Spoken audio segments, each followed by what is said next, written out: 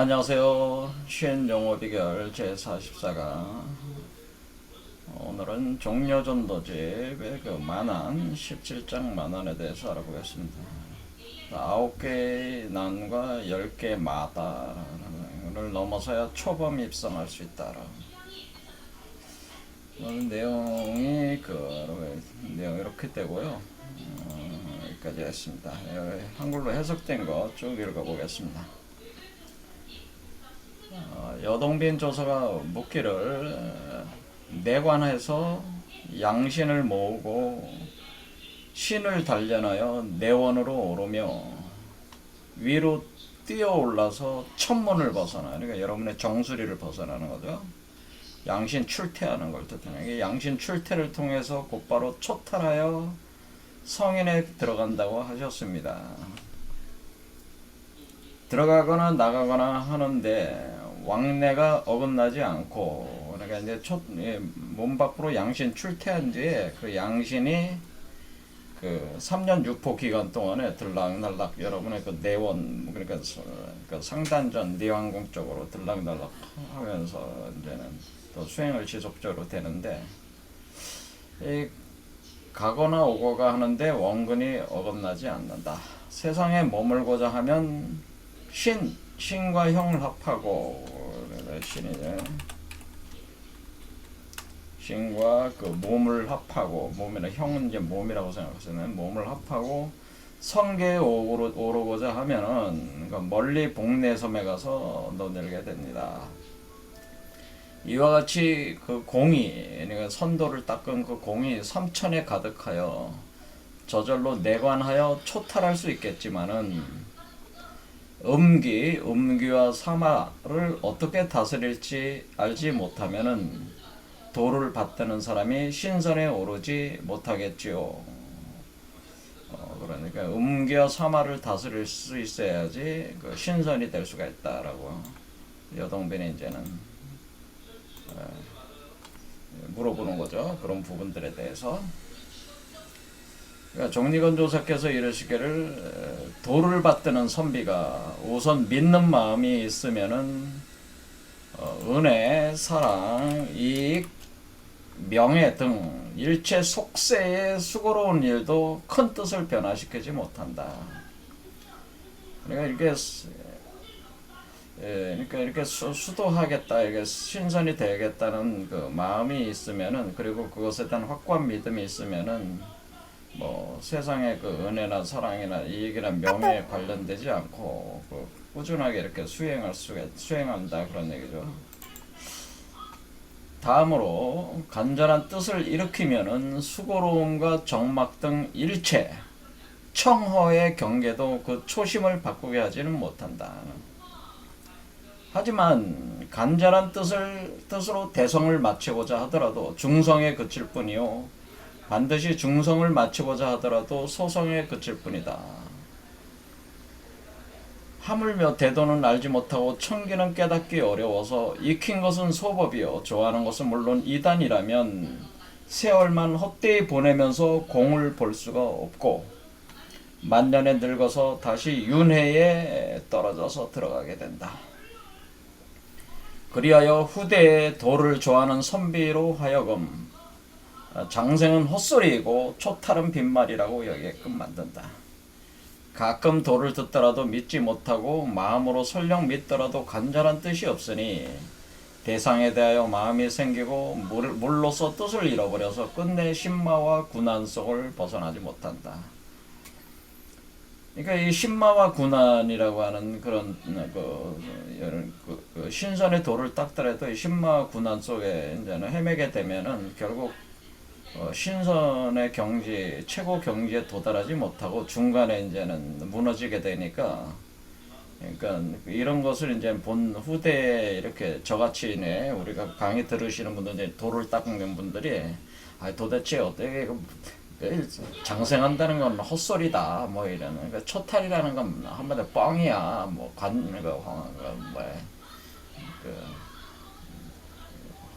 멍청한 뭐래 허망한 소리라고들 다들 이제는 그렇게 비난을 받을 수밖에 없다는 거죠. 그만큼 어렵다고 하는 거죠. 그래서 여기서 이제는 우리가 그동안 걸 조금 저기 보면은 어떤 과정이냐면은 우리가 이제는 초성, 중성, 상상, 대상 이렇게 나눌 수가 있겠죠. 우리가 이제는 수행의 그 등급을 이렇게 보면은 이렇게 봐서 우리가 초성은 우리가 이제는 그 백일 축기 과정이라고 보통 해서 이걸 뭐라 그래? 이거를 연정화기, 그러니까 연을 단련해서 기로 바꾸는 과정이다. 백일 축기 과정. 이거를 하면 이제 인선에 도달을 하는 거고. 중성 단계는 우리가 이것을 시월양태라고 하거든. 시월양태, 몸 안에서 태를 기르는, 신선의 태를 기르는 과정으로 연기화신하는 거죠. 연기화신해서 이것은 지선의 단계라고 했잖아요. 그 다음에 상성 과정은 우리가 그 3년6토라고 그래서 3년6토라고 해가지고 이것은 연신환호라고 해서 연신환호 해가지고 이것은 그 천선의 단계잖아. 그 다음에 대성 단계 들어가면 군연면벽 이것은 연호합도다 이렇게 돼. 해가지고 우리가 이것은 대라신선이다 이렇게 되죠. 보통 그리고 또 초성 앞에 또 뭐가 있냐, 뭐 입성이라고 하나 제가 하나 더 넣자면은 이거는 그냥 일반 명상 여러 그 요즘 하고 있는 그 일반 명상 하시는 분들이 입성 단계다 이렇게 하나 더 넣자면은 이거는 그 잘못하면 귀선이 된다고는 귀선 어떤 그 명상 수행, 호흡 명상이라든가 명상 수행으로 그냥 뭐 명상 수행, 일반 명상 수행이다 이렇게 보면은 이거는 이제 귀선이 된다는 귀선. 그러니까 조용히 앉아서 호흡하면서 조용히 앉아가지고 정막하게 아주 마음을 청정하게 유지하면은 이런 단계로, 그러니까 이런 단계로 1, 2, 3, 4, 5 이렇게 단계별로 이제는 가는데. 이게 그 신마와 군환을 그 벗어나지 못하면 대개는 중성을 넘어서지 못하는 중성 단계를 넘어서지 못한다고 하는 거죠. 그러니까 우리가 그 대성에 들어가야지 결국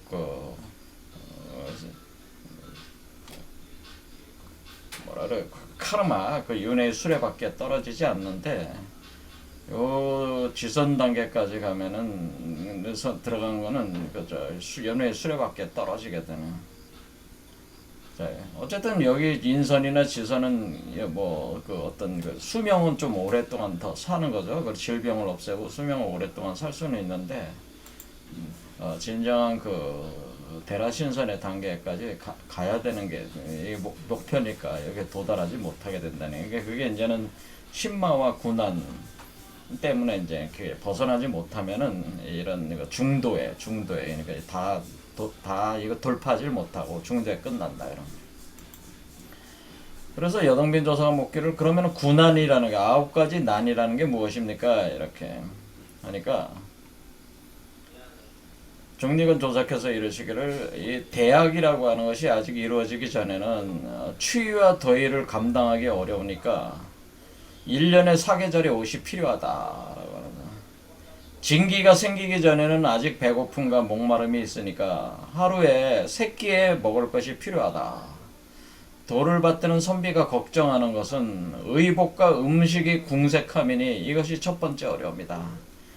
이게 지금 여기서 제일 먼저 그 어려움, 이게 나는 게 어려움이라고는 이 어려움이 경제적 어려움을 얘기하는 거죠. 도를 닦으려고 하는데 경제적으로 어렵다는 거죠. 경제적 어려움을 얘기를 하고 있습니다. 그러니까 우리가 일단은 결과적으로 우리가 이제는 추위와 더위를 넘어서고 사실 먹지 않아도 살 수 있는 경지까지 가기 전까지는 어쨌든 우리가 뭐 사계절에 따라서 옷을 바꿔 입어야 되고 잠도 자야 되고 그 다음에 먹고 마셔야 되잖아요. 그래서 먹고 마시면서 살아야 되는데 몸을 유지하면서 살아야 되는데 경제적으로 어려움에 겪게 되니까 이런 것이 이제는 하나의 그 난이도 제일 처음 당면하는 어려움이죠. 그러니까 이 문제가 해결이 안 되면은 어렵다는 걸 얘기를 하고 있습니다. 사실은 현실적인 얘기죠.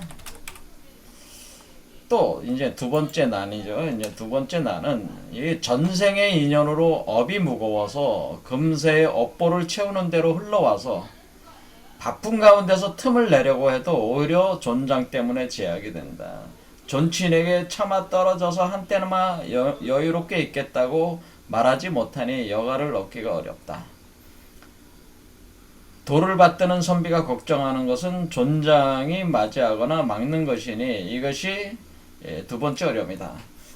그래서 존장이라는 게 무슨 표현인지 모르겠는데 어쨌든 간에 이 전생의 그 인연이 이렇게 돼가지고 이게 현재에서 그걸 그 업보를 자기가 이 대가를 치러야 되니까 그러니까 그거를 대가를 치르기 위해서 바쁘게 이렇게 막 쫓아다니다 보면은 그 시간이 안 난다는 거죠. 이게 수련할 시간이 안 나니까 이럴 때 이제는 제한이 여유를 얻지 여가를 얻기가 어렵게 되니까 이러니까 이제는 그 전생의 그 업보에 의한 그 이런 어떤 업장 해결이라는 현실적 문제가 그렇게 달려 있는 그런 상황에서 이게 어렵다. 이게 여유를 그렇게 시간적 여유를 내기 어려운 상황에 대해서 얘기를 하는 거죠.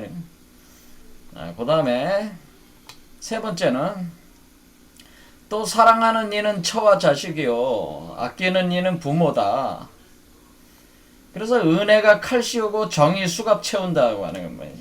이게 부모가 자기를 키워줬으니까 부모님을 생각하면은 또 마음이 아프잖아요. 자기가 또 돌봐야 되잖아요. 그다음에 정이 수갑 채우니까 또 자식 새끼들이 또 이제 또 먹여 살려야 되니까 키워야 되잖아요. 그런 정들.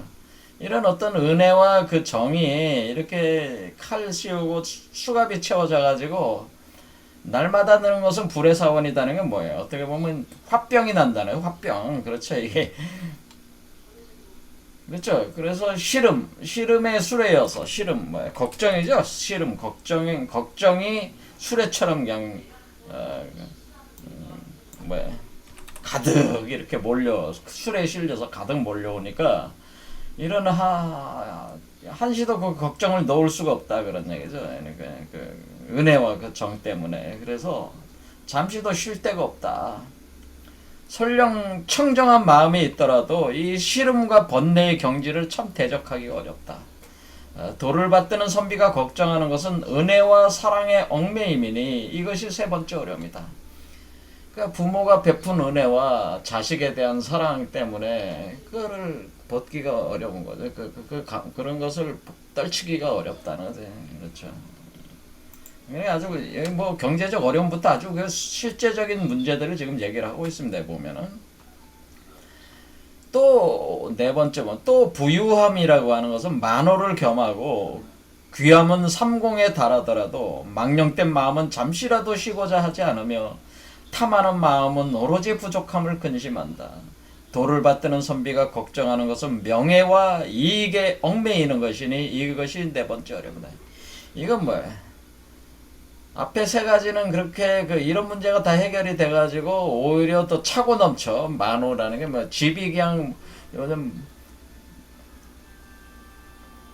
요즘에 뭐 부동산 투기하시는 분들 많으니까 집이 뭐 한두 채도 아니고 10채, 20채씩 이렇게 가지고 있으면서 그 부유함이 차고 넘치고 차도 좋은 거에다가 그런 거죠. 차도 아주 그냥 엄청 좋은 것들 가지고 부기가 그냥 차고 넘치는. 그러니까 또 지위는 뭐요? 내가 장관도 하고 국회의원도 하고 국무총리도 하고 뭐 이런 식의 귀함이라고 하는 것이 이렇게 얻는 거죠. 그다음에 기업체에서 무슨 이사도 되고 부장도 되고 이사도 되고 뭐 대표이사도 되고 뭐 이런 식으로 이런 조직에서 굉장히 귀함을 얻게 되는. 이게 다르더라도 그런데 그게 더 부족해. 마음으로는 부족해. 왜? 우리가 계속 탐하는 마음에 끊임없이 더 갖고 싶은, 더 많이 해야만 되는 것 같은 그런 마음이죠. 그 탐하는 마음이 차고 넘치는데도 부족함을 느끼는 거예요. 왜? 자기 자식들하고 또 이렇게 나눠서 또 줄고 이렇게 하려면은 대대손손 먹고 살 거를 자기가 해놔야 된다는 생각이 있어서 그런지 몰라도 이제 또 이제 가문을 걱정하고 뭐, 이게 뭐 여러 가지 뭐 걱정을 하는 거죠. 그냥 차고 넘치는데도 더 그 넘쳐도 부족하게 생각한다는 그러니까 마음이 그러니까 잠시라도 쉴 수가 없는 거예요. 그러니까 이명박이 봐봐요. 그 이명박에도 그 돈을 엄청 뭐 수조 십몇 조는 가지고 있다고 하던데 그래도 그냥 새벽부터 일어나서 그 열심히 일해야 된다고 그냥 달달달달 볶아댔잖아요 그때. 있잖아요. 새벽에 일어나는 그 새가 모이를 더 많이 주워 먹는다. 그래서 역시 돈은 닦을 생각은 안 하고 끊임없이 부귀를 탐하는 거지 이렇게. 그렇죠. 그래서 이제 대통령도 되고 뭐 이렇게 하는 거지. 이게 만족을 못 하는 게 돌을 받드는 선비가 걱정하는 것은 이렇게 돈이 있으면 명예를 추구하고 명예가 있으면 더 돈이 생각나. 그러니까 이게 명예와 이익에 얽매이는 것이 이것이 네 번째 어려움이다.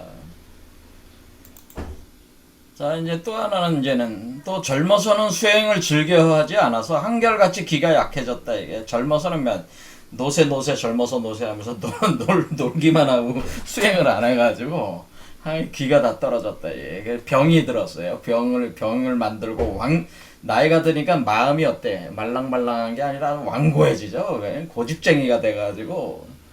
그러니까 이게 누가 한마디라도 하면 그냥 성질부터 내고 뭐 그렇게 한마디로 마음이 그냥 강고하게 변했죠. 굳어져가지고 결코 성철하는 깨달음이 없어서 한결같이 드러나지 않게 재앙을 만든다. 그래서 그 병도 있는데다 그 완고한 마음, 기도 약해져가지고 이게 그런 것들로 인해서 재앙을 만든다는 거예요. 현세에서는 한 몸의 수고로움이고 후세 사람에게는 경계가 된다는. 근데 돌을 받드는 선비가 걱정하는 것은 재난이 갑자기 생기는 것이 이것이 다섯 번째. 그러니까 이렇게 나이가 들면 갑자기 뭐 큰 병이 든다는. 제가 아시는 분도 요즘 갑자기 그 대장암 말기암 걸리셨다고 다 갑자기 그래요. 그러니까 이게 그분도 풍족하게 사셨는데 갑자기 이제 그런 저기죠. 갑자기 그러니까 갑자기 재난이 생기는 거예요. 그러니까 자기도 모르는 재난이 갑자기 몰려온다. 이것이 다섯. 그러니까 나이들가 들다 보면은 갑자기 죽을 수도 있잖아요. 그러니까 몸이 어떻게 될지 모르잖아요. 갑자기 재난이 생기는 이게 어려움이다. 또 여섯 번째 보면 또 이 사람은 생사를 큰일로 여겨 스승을 구하는데 급해서 진짜와 가짜를 가리지 않는다. 어떤 이는 변설의 말주변에 있는 자를 스승으로 삼고 어떤 이는 엄숙하고 고풍 있는 용모로 스승을 삼는다. 처음에는 자신이 신선을 만났다고 여기다가 결국에는 이익만을 좋아하는 무리임을 알게 된다. 돌을 받드는 선비가 걱정하는 것은 어두운 스승이 제약하는 것이니 이것이 여섯 번째 어려움이다. 그러니까 사람들이 이제는 그 생사, 죽고 사는, 살고 죽는 문제가 이제 큰 일이니까 이것에 대한 가르침을 베풀 만한 자기가 의탁할 만한 스승들을 구하러 다닌다는 거죠. 스승을 구하는데 마음이 너무 급해가지고 이게 진짜와 가짜를 구분을 할 수가 없다 이게. 그래 알 수가 없잖아요. 누가 진짜지 가짜인지. 그렇잖아요. 그러면 뭐하러 스승을 구해? 진짜가 구할 수 있다면, 그러니까 알아볼 수 있다면. 이게 모르니까 그게 구하는 건데, 그러니까 진짜와 가짜를 알 수가 없는 게. 그래서 어떤 사람들은 변설, 말주변이 아주 좋은 사람, 저 같은 사람이죠. 어떻게 보면 강의 잘하는 사람이 이런 사람을 스승으로 삼아요. 또 어떤 사람은 엄숙하고 키도 잘 크고 얼굴도 잘생기고 몸은 그냥 허연 수염을 기르고 이 도사풍으로 앉아있는 고풍 있는 그 용모. 여러분들 뭐 정법인가 뭐 정법 그 양반들 수염 길게 기르고 이게 고풍이 있잖아요. 그다음에 김영호 선생이다 도울 선생 제가 요즘 그 도울 선생도 뭐야 이게 말을 엄청 잘하잖아요. 말주면 그 공부도 엄청 해가지고 또 명성도 있고. 그러니까 이게 그런 사람들은 이제 스승으로 삼는다고 하는 거죠. 이 스승들로 삼아가지고 이제 공부를 해본다고 하는 거죠. 그리고 처음에는 야 엄청나다고 이렇게 만났다고 여기다가 그게 아니라는 걸 결국 이익만을 좋아하는 무림을 알게 된다.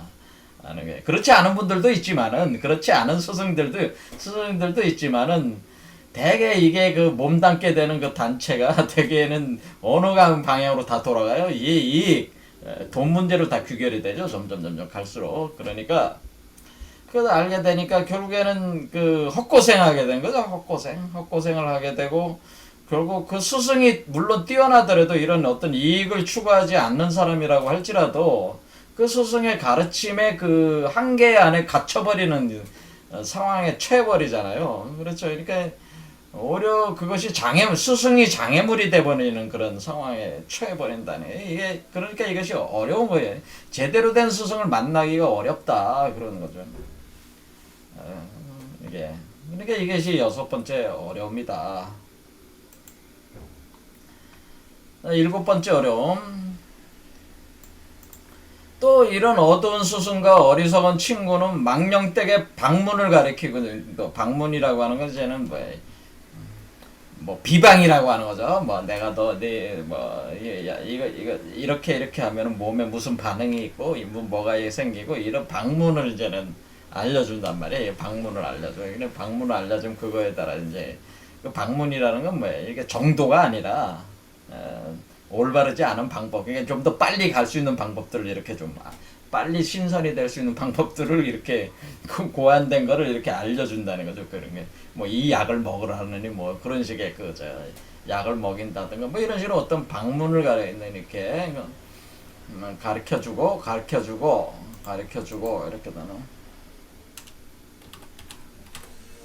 또 지엽적인 것만을 쫓아가지고 그러니까 본질적인 것이 아닌 지엽적인 문제들만 이렇게 해가지고 쫓아가게 돼가지고 끝내 도에 들여맞는 것이 없어가지고 소법 그러니까 작은 법 자잘한 법이나 이단이 되는 내용들로 서로 요결을 삼는다는 거예요. 도 닦는 데 있어서 어떤 그 간략한 과정에 대한 어떤 가르침으로 되는 게 그 요결이라고 부를 수 있어요. 핵심 요결이라고 부를 수 있어요. 그런 것들로 삼는다는 거예요. 그러니까 이런 사람들은 도무지 해와 달이 나오지 않았으니 나왔다면 자 해와 달이 나온다는 얘기는 뭐 그러니까 해와 달이라는 게 우리가 이게 궁을연구해서 신선이 되는 과정 이렇게 해와 달이 나오는 거잖아요. 이렇게 해와 달이 이렇게 운행이 되는 거예요. 사실은 그래서 천지가 합하면서 해와 달이 운행이 되는 거니까 해와 달이 나와야 되는데 해와 달이 나오지 않으면 어떻게 돼? 그 지혜가 없는 거죠. 이 해와 달이 합하면서 밝게 아는 그 지혜가 여기서 얘기하는 거예요. 도무지 해와 달이 나오지 않는다. 그러니까 해와 달이 몸 안에서 운행이 돼야 되는데 그게 나오지 않으니까 그러니까 만약에 그 해와 달이 나왔다. 그러니까 이런 식으로 궁을연구가 운행이 되면서 몸 안에서 태양과 달이 합해가는 그 메커니즘이 작동이 된다고 치면은 눈이 크게 밝아지는 거죠. 아주 밝아져 지혜가 엄청나게 늘어나면서 모두 볼 것이라는 것을 알지 못한다. 그러니까 해와 달이 나오질 않았으니까 이 지혜가 없는 거죠. 지혜가 없으니까 이것을 이런 내용을 모른다는 거죠. 이렇게 해와 달이 이렇게 운행을 우리 몸 안에서 해와 달이 운행된다는 걸 모른다는 거예요. 이렇게 소법과 이단에 빠져가지고 그렇다는 거죠. 우레가 울리지 않았으니 울렸다면 크게 놀라 귀 있는 자들은 모두 들으. 그러니까 우레가 울려야 되는 거죠. 우레가 몸 안에서 그러니까 무슨 얘기야? 몸 안에서 태양과 달이 운행을 하고 몸 안에서 번개가 쳐나가야 되는데 그런 것이 없으니까 번개와 천둥이 쳐야 된단 말이에요. 몸 안에서. 그래서 그 해와 달이 운행하면 그 밝음에 의해 가지고 모든 사물의 이치를 환하게 알 수 있어야 되고 그다음에 몸 안에서 그 천둥과 번개가 울려나가면은 그 소리가 이렇게 들리게 된 몸 안에서 소리가 들리게 되는데 그 소리가 듣지 못하고 있다고 하는 거죠. 그러니까 그럼 우레가 울린다는 건 뭐겠어요? 우레가 울린다고 하는 거는 여기는 이제는 우레가 울린다는 표현은 뭐냐면 이게 지금 태양과 달이 올라가는 건 이렇게 그림으로 보니까 우레는 뭐냐면 우레는 여기 진이 있죠. 진 요게 바로 진이라는 게 이제 벼락이란 말이야. 벼락을 뜻하면 벼락 그렇죠. 벼락이 치고 그다음에 여기는 풍 바람이 부니까 천둥 번개와 천둥이 친다. 천둥 바람이 확 불면서 천둥이 치는 천둥. 뇌성이 그러니까 여기서 벼락이 쳐올라가면서 뇌성을 바라는 거예요. 뇌성 한마디로 뇌성. 그러니까 이 뇌라는 게 우레를 했죠. 우레. 그러니까 번개가 치는 거죠. 뇌성에는 뇌성이 울린다. 이렇게 할 때 그 번개가 치면서 그 천둥이 울려 퍼지는데 그건 어디서 이래요? 여기서부터 들어가는 거죠. 여기서 번개가 쳐 올라가면서 천둥 소리가 일어나는 건데, 그러니까 여기서 몸이 뭐예요? 나무가 이렇게 쫙 확장해 나가는 게 이렇게 번개와 천둥이 쳐 올라가는 거거든요. 그러니까 이런 거로 인해서 여러분 몸 안에서 이런 어떤 소리가 들리게 돼 있다는 게 우주가 창조되는 소리죠. 한마디로 우주가 창조되는 우주 창조의 소리. 우주 창조는 뭐예요? 우주가 빅뱅하는 게 번개가 치는 거죠. 빅뱅 할 때 터져 나가는 거니까. 그러면 창조가 되는 그 빛이 터져 나가면 그 빛이 소리로 된단 말이에요. 그래서 우주 배경 복사 소리가 울린단 말이에요. 그래서 우주 배경 복사는 우주 배경 복사 음이 창조의 배경 복사 음이 여러분 몸 안에서 그 울리거든요. 근데 그게 울리지가 않는다는 게 이 작은 소법과 이단에 빠진 사람들은 이런 몸 안에서 그 우주 창조, 빅뱅 창조가 일어나면서 우주 배경 복사로 창조의 소리가 들리는 그 소리들이 안 들린다는 거죠. 예. 그러니까 이 사람들은 뭐냐? 이 사람들은 그냥 이런 어떤 태양과 달이 운행하면서 그것이 합삭하는 이치라든가 이렇게 뇌성 번개가 치면서 우주가 창조하면서 그 들리는 그 소리가 있다고 하는 것을 모르니까 이 사람들은 그냥 아주 번개가 치는 건 고사하고 횃불의 빛과, 그러니까 작은 빛과 우물한 개구리의 말로 깜빡이다가 횃불로 깜빡이고 우물한 개구리처럼 속은다니까 어찌 같이 합해짐이 있겠는가. 그렇죠. 도를 받드는 선비가 걱정하는 것은 의론이 차이나는 것이니 이것이 7번째 어려움이다라고는. 그러니까 이게 정도가 이게 한마디로 제대로 된 요결이 아니고 이 소법과 이단에 빠진 요결로 이렇게 지엽적인 것만 추구하고 어떤 감각적인 방문들만 이렇게 배워가지고 진짜 태양과 달이 돌거나 이런 몸 안에서 우레가 치는 거를 경험하지 못하니까 이런 사람들이 이러니까 이런 것들이 소법과 이단으로 이렇게 되는 게 때문에 이렇게 일어나는 것이 7번째 어려움이라고 하는 거죠.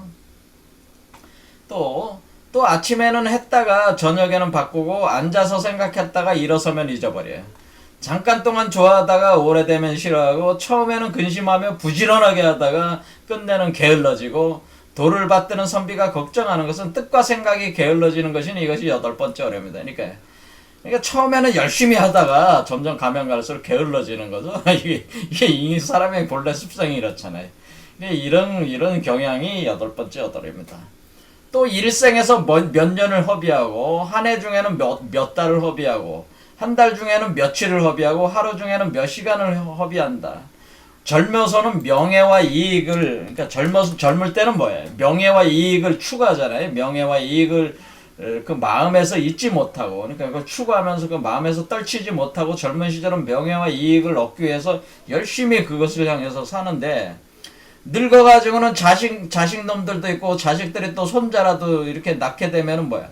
항상 자식들과 그 손자 걱정에 이게 마음이 바람잘 날이 없는 거지. 마음속이 항상 걱정이 생각이 있는 거 아니에요. 자식보다 뭐야? 손자가 하나라도 태어나면은 그 손자가 엄청 이쁘잖아요. 이렇게 마음이, 저도 지금 할아버지거든요. 할아버지. 그러니까 우리 딸내미가 딸을 낳았으니까 이제 저도 이제 할아버지인데 그러니까 이게 손자 생각, 그러니까 이렇게 보면은 손자 생각들 많이 하시잖아요, 엄청들.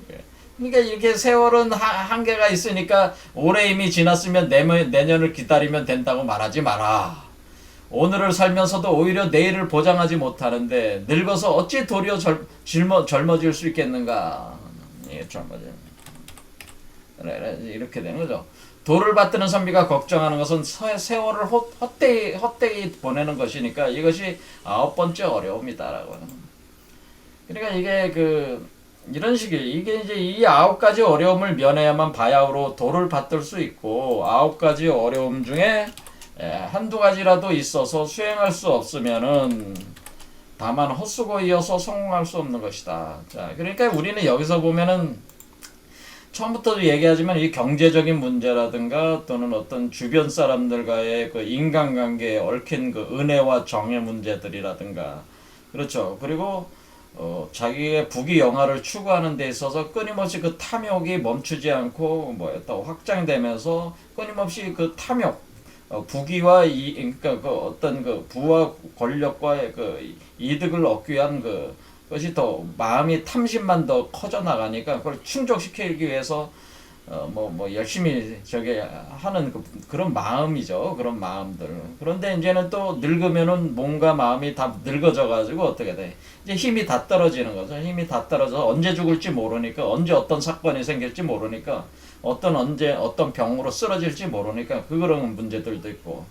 그다음에 이런 것도 있고 그다음에 자기가 이제는 이 스승을 찾아러 다녀서 스승을 찾았는데 그 스승들이 자기가 진짜인지 가짜인지 알지 못하니까 자기 마음에 일단은 진짜 같은 사람을 생각을 해서 스승으로 모셔서 했지만은 나중에 보면 그 스승이나 그 스승을 따르던 사람들이 이익만을 쫓는 무리고 엉뚱하게 뭐를 하나요? 엉뚱하게 방문이라든가 어떤 지엽이라든가 지엽적인 것만을 추구한다든가 어떤 작은 법이나 이단의 요결에 빠져가지고 엉뚱한 길로 들어가게 되는 거죠. 그래서 진정한 큰 도를 이루지 못하는. 그러니까 우리가 태양과 달이 합하는 그 궁을영부의 이치라든가 어떤 뇌성이 우리 몸에서 발하면서 우주가 창조되는 빛과 소리의 그것을 듣질 못하는, 그러니까 진짜 큰 도를 이루지 못하고 자그만 도에 헤매는 거죠. 한마디로 미로 속에 떨어진 거죠.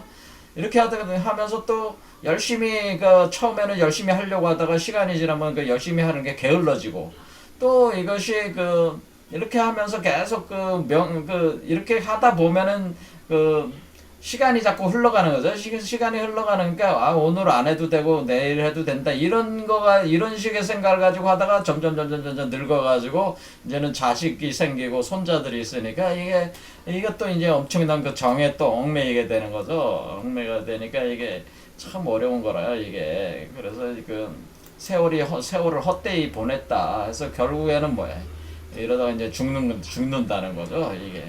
이런 걸 쭉 해서 한 9가지 군안으로 나눠서 설명을 한 겁니다.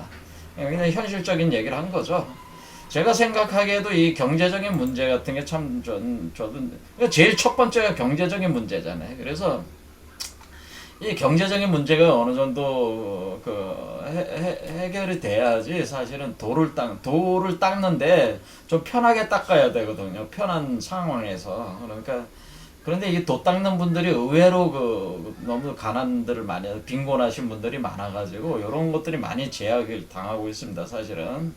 그래서 이런 부분들에 대한 어떤 해법 내는 것도 제가 볼 때는 어떤 중요한 과제로 사실은 저는 생각을 하고 있습니다. 그래서 자, 그건 여기 주된 주제는 아니니까 나중에 좋은 시간 되면은 한번 얘기를 할 기회는 있겠죠. 어쨌든 이런 기본적인 것이 도를 닦는데 환경 자체가 중요하다는 걸 얘기를 하는 거죠, 사실은. 그 다음에 여동빈 조사가 묻기를 군안은 이제 알겠어. 9개 나는 알겠는데 그럼 신마에 대해서 들을 수 있겠습니까? 그러니까 종리건 조사께서 이르시기를 이른바 신마라는 것은 3가지 현상이 있다. 3가지가 있는데 3가지는 뭐냐면 몸 밖에 나타나는 현상. 그러니까 우리가 현실적으로 경험하는 현상에 있어서 신마가 있고 또 둘째는 잠을 자면서 꿈속에서 일어나는 신마가 있고 그 다음에 셋째는 내관할 때 그러니까 내관은 명상 수련할 때 이렇게 우리가 존상법으로 수행하고 그다음 내관 수행 이렇게 하잖아요. 그러니까 내관 수행할 때 나타나는 현상. 그러니까 이것은 내관할 때는 수행할 때 그렇게 표현하면 되죠. 수행할 때 나타나는 현상들. 내관 수행 같은 거, 존상법 수행할 때 나타나는 현상. 이 현상들이 이렇게 3개의 어떤 현실 세계, 꿈의 세계, 그리고 수행할 때 상황에서 나타나는 현상들이 비슷한 현상들이 나타나는데 그게 신마로 이렇게 구분을 한 거예요. 첫 번째는 눈에는 아름다운 꽃이 가득 보인다고 하는 거예요. 눈에는 아름다운 꽃이 가득 보이고 귀에는 생황 소리가 가득. 이 생황이라는 악기가 있어요. 그래서 이게 부는 악기가 피리처럼 부는 건데 좀 피리가 여러 개 있는 것 같은 그런 거예요. 그런 거. 그런 악기가 있는데 그 생황 소리 그 악기 소리가 가득 들리며 혀에서는 단맛이 나고 코에서는 기이한 향기가 나며 정감은 화창하게 펴지고 의기는 양양한 현상인 경우, 그러니까 뭐야 어떤 감정이 좋아지는 거죠. 감정이 화창해지는, 감정이 어때? 감정이 아주 편안하고 화창하게 되는 의기, 여러분 의기양양해지는 그런 현상. 그런 현상인 경우 만일 나타나더라도 인식하지 말아야 하니 이것이 6가지 정마다. 이게 6가지로, 그러니까 첫 번째 마의 6가지 현상을 표현한 거죠. 정마라는 현상의 6가지 내용을 표현한 겁니다. 그 다음에 아름다운 누각의 그림을 조각한 기둥이 있기도 하고 구슬주렴과 수놓은 장막이 있고 해초와 난초가 그려진 휘장과 방이 있으며 산호가 도처에 있고 금과 옥이 가득한 현상, 이런 현상도 겪는다고 하는 거예요. 그러니까 그것을 꿈속에서, 그렇죠? 꿈속에서도 겪고 현실 세계에서도 겪고 내간 수행할 때도 겪고 그럴 수 있다는 거예요. 그러니까 이런 현상들이 몸 밖에서 잠잘 때, 꿈속에서 또 수행할 때도 이런 현상들이 나타난다는 거지. 그렇죠? 이거는 뭐야? 두 번째는 뭐 아름다운 누각, 그림을 조각한 기둥, 구슬주렴으로 수놓은 장막으로 해초가 나치는 그런 휘장과 방이 있고 산호가 도처에 금과 옥이 가득해. 그러니까 이거 부자가 된 거잖아. 그렇죠? 그러니까 이게 만일 나타나도록 이것은 인식하지 말아야 하니 이것이 부마이다. 부가 관련된 말. 그러니까 금한장이 실린 뛰어난 말인데 말이 끄는 술의 덮개가 우뚝하고 제후로 만호에 봉해지고, 실제 현상에서도 이렇게 될 수가 있고 잠을 잘 때도 이런 거를 경험할 수도 있고 수행할 때도 이런 걸 경험할 수 있다고 하는 거예요. 사신의 깃발이 청색과 자색으로 문에 가득하며 가죽신과 홀이 상에 가득한 현상의 경우 만일 나타나더라도 인식하지 말아야 하니 이것이 귀마다 라고 하는 거예요. 그 다음에 옅은 안개가 넘실거리고 따뜻한 해가 길게 비치기도 하며 폭풍에 큰 비가 오고 우레가 울리고 번개가 치기도 하며 생황 소리가 맑게 멀리 울리거나 곡하는 소리가 슬프게 들리는 경우 만일 나타나더라도 인식하지 말아야 하니 이것이 정마다. 친척이 환난을 당하거나 권속이 재앙을 당해서 자녀가 질병에 걸리거나 부모가 돌아가시거나 형제가 뿔뿔이 흩어지거나 처첩이 헤어지는 현상의 경우 이것도 만일에 나타나더라도 인식하지 말아야 하니 이것이 은혜마다. 그게 이게 뭐 현실 세계에서 갑자기 부모님이 돌아가시고 자녀가 질병에 걸리고 자기 부인하고 이혼수가 생기기도 하고 형제가 뿔뿔이 흩어지고 뭐 이런 현상이 생길 수 있는 거 아니에요. 그러니까 이런 경우도 다 잊어라 그런 얘기예요, 이게. 그렇죠? 이게 현상에게도 꿈속에서도 수행할 때도 이런 현상이 실제처럼 느껴진, 또 실제거나 실제처럼 느껴지는 그런 걸로 이게 다가오는 그런 것들이 있다고 하는 거죠.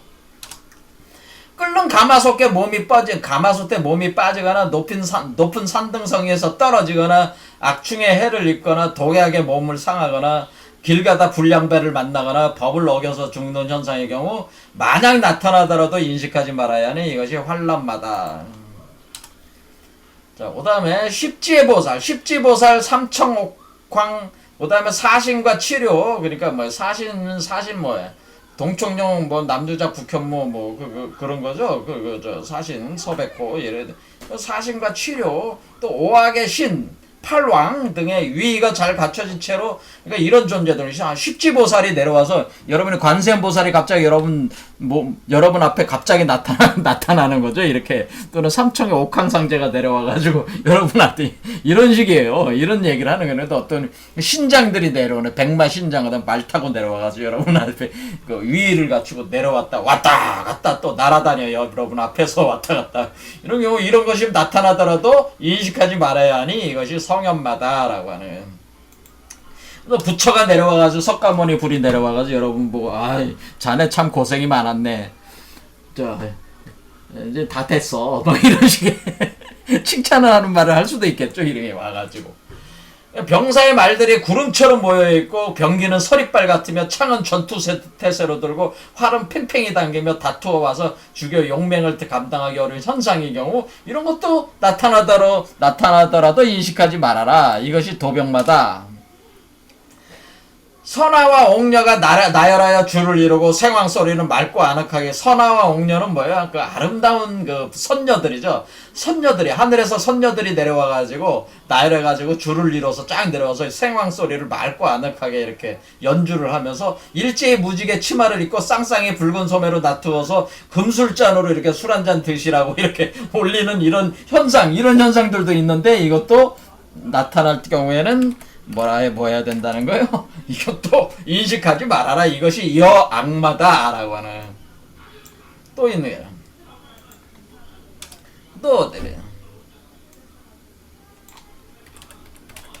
수많은 미녀가 있는데 이 미녀들이 예쁜 바탕에 진한 화장을 하고 난대에서, 그러니까 봉황이 날아다니는 그 봉황이 있는 그 난대에서 밤새 술을 마시면서 옷 같은 몸에 얇은 치마를 입고 그 교태를 부리면서 들러붙어가지고 다투어서 짝을 이루고. 이게 뭐야? 이게 교태를 부리면서 그 아름다운 여자들이 그냥 온몸에 그냥 뻘거벗은 여자들이지 완전히. 그 교태를 부리면서 얇은 치마를 입고 교태를 달라붙어가지고 뭐야? 짝을 이루고 우리 같이 그 한마를 뭐 하는 거야? 운우지종 좀 나누자, 몸 좀 섞어보자는 거 아니야? 이렇게 짝을 이루길 바라는 경우 현상이에요. 이것도 만일 나타나더라도 인식하지 말아야 하니 이것이 여생마다 이라는 거죠. 이 10만화는 인식하지 말아야 하는 것이 옳다. 인식하면 바로 달라붙는다. 달라붙으면 바로 집착하게 된다. 도를 이루지 못하는 것은 진실로 이것 때문이다.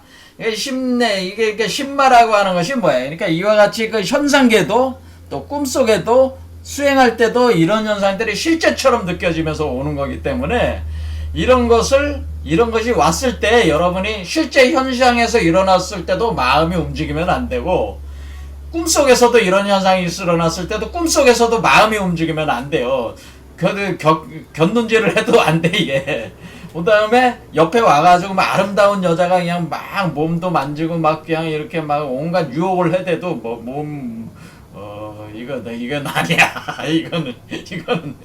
이건 바른 길이 아니라는 생각을 가지고 그런 마음이 일어나면 안 된단 말이에요. 마음이 동하면 안 된다. 그 얘기예요. 그렇죠. 실제 현상 세계에서도 룸살롱 가서 이쁜 여자들하고 술 마시고 이런 거에 빠져서도 안 되는 거고, 또 꿈속에서도 이런 현상이 일어나서 빠져서도 안 되고, 또 수행할 때도 이런 그러니까 또 세 상황 모두 다 이런 현상들이 겪는다는 거예요. 그러니까 저같이 룸살롱 안 가는 사람도 어래. 저같이 룸살롱 안 가는 사람도 꿈속에서 겪을 수 있고 수행할 때도 겪을 수 있다는 얘기죠. 그러니까 이게 조심해야 되는 게. 그러니까 아무리 그 산속에 들어가가지고 돌을 닦는다고 산속에 들어가서 도 닦는다고 그래도 도 닦는 과정에서 그 부처님 부처님 또는 어떤 도교 사원에 들어가서 거기 엄숙한 공간에 앉아서 돌을 닦는 중에도 이런 현상들이 경험이 된단 말이야. 꿈속에서 수행할 때 경험이 되니까 이런데, 그러니까 이게 뭐야?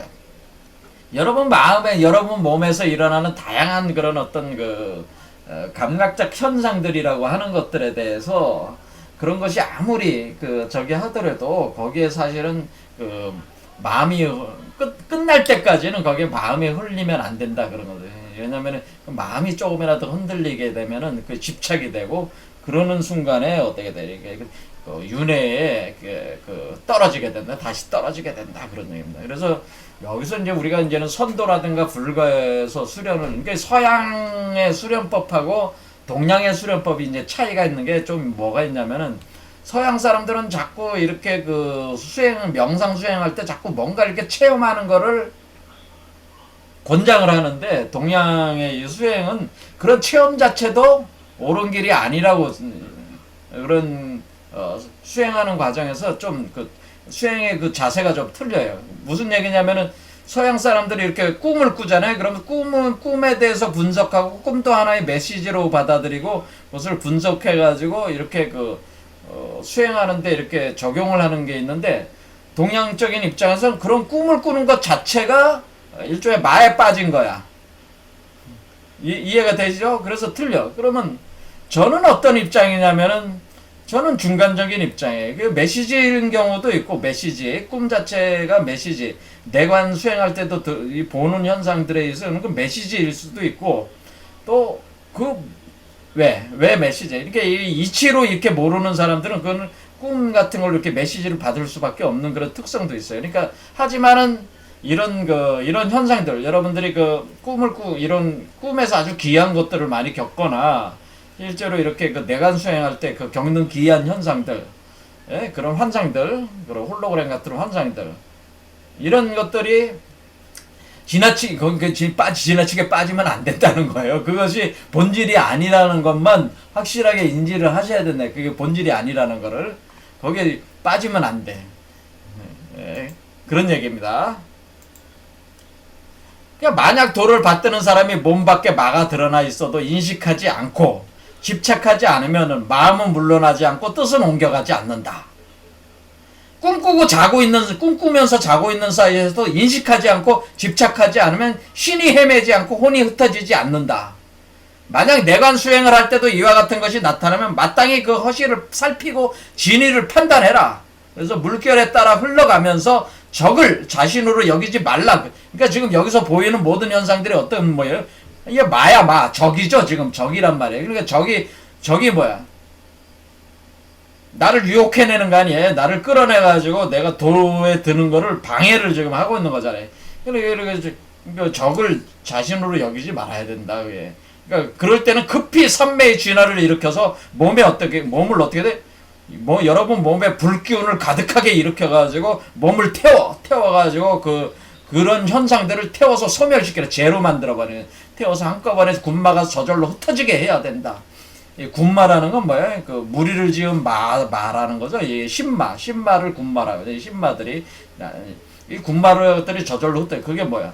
여러분들이 수행을 하게 되면 몸에 성령의 불이 타면서 삼매진화가 타면서 그 어떤 그 카르마 그 업장에 의해서 생성되는 거거든요. 그런 것들이 타는 거야. 소멸을 시켜버리는.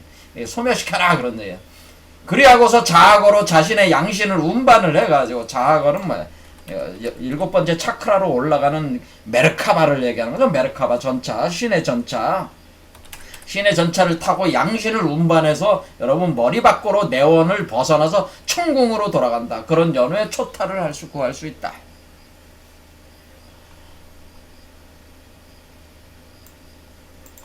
자, 오늘 여기까지가 이제 마지막입니다. 요 밑에 있던 글은 다 반복된 문장이라 제가 다 지웠습니다. 자, 그래서 오늘은 이제는 군왕과 신마인데, 우리가 여러분들도 아시다시피 예수나 석가모니도 이제 마지막 과정에서 이제 이게 뭐예요? 이렇게 직접 이제는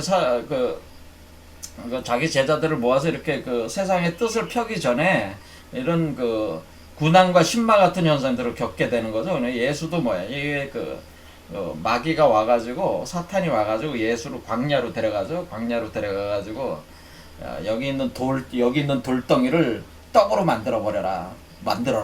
너는 뭐야? 너는 그런 능력이 있지 않냐?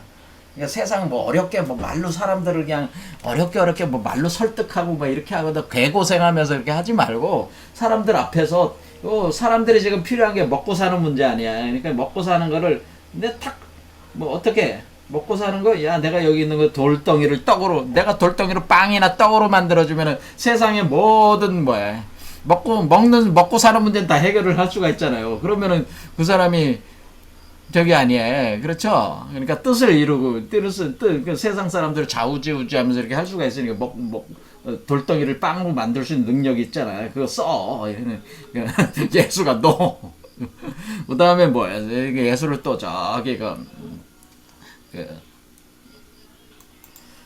그러면서 이제 마귀가 예수에게 이제 이 세상의 권세를 다 주겠다고 또 제안을 하죠. 그러니까 모든 권력을 주겠다. 그거 안 하겠다면 떡 만드는 거 안 하는데 권력을 다 줄 테니까 그거 해라.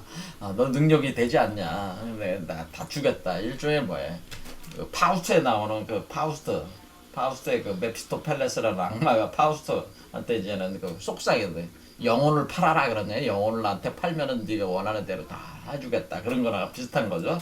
이 세상을 주겠다. 근데 그것도 노 했죠. 그리고 또 예수를 성전 꼭대기에 들어가서 여기서 몸을 한번 던져봐라. 네가 정말 하나님을 믿는다면은 네가 던지면은 하나님이 떨어질 때 이렇게 중간에서 이렇게 잡아채서 올려주지 않겠냐.